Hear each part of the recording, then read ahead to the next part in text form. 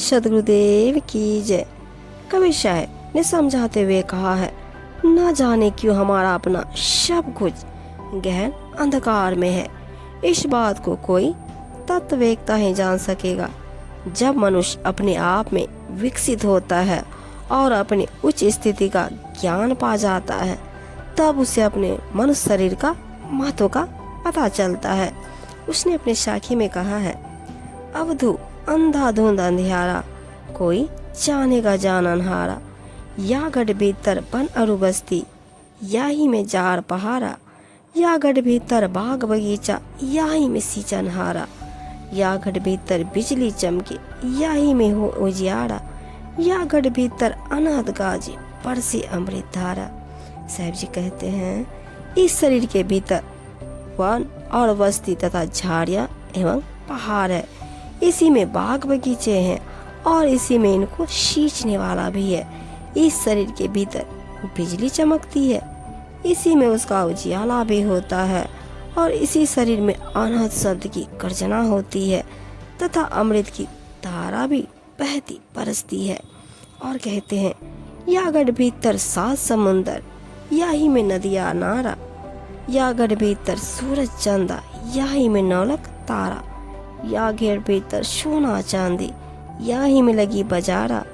या गढ़ भीतर हीरा मोती, या ही में पखन हारा। कहते हैं, इस शरीर के भीतर दूध, दही, पानी आदि के 7 समुद्र हैं।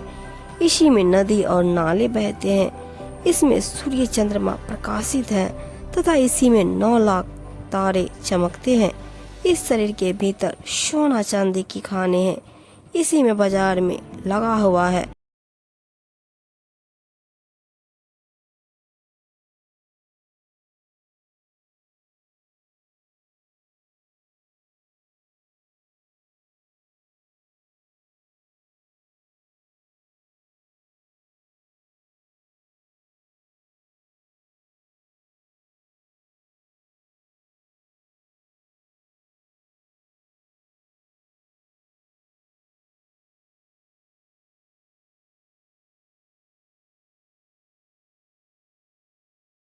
शरीर में सभी देवी देवता हैं और इसी में ठाकुर द्वारा भी है। इस शरीर के भीतर अनंत महिमा वाले ब्रह्मा, विष्णु, शिव तथा शनकादिक भी है। इसी शरीर को धारण करके राम, कृष्ण आदि महापुरुष अवतार लेते हैं।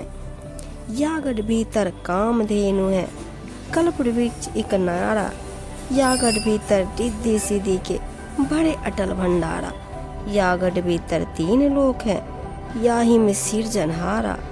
कहे कबीर सुनो ओ अवधू, या ही में गुरु हमारा। कहते हैं, इसी शरीर के भीतर सभी कामनाओं को पूर्ण करने वाली कामधेनु है और इसी में इच्छानुरूप फल देने वाला एक अद्भुत कल्प वृक्ष भी है।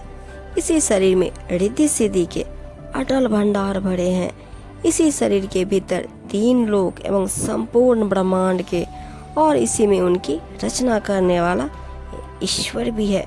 सतगुरु कबीर साहब जी कहते हैं कि हे विरक्त पुरुष, जिन तत्वों के संयोग से लोक ब्रह्मांड की सृष्टि हुई है, उसी के अंतर्गत उन तत्वों से इस शरीर की भी रचना हुई है। इस शरीर के भीतर उन सब को रचने वाला अविनाशी आत्मा रूप परमात्मा भी विद्यमान है। इस कारण इसमें वह सब जान पड़ता है जो बाहर देखा सुना जाता है।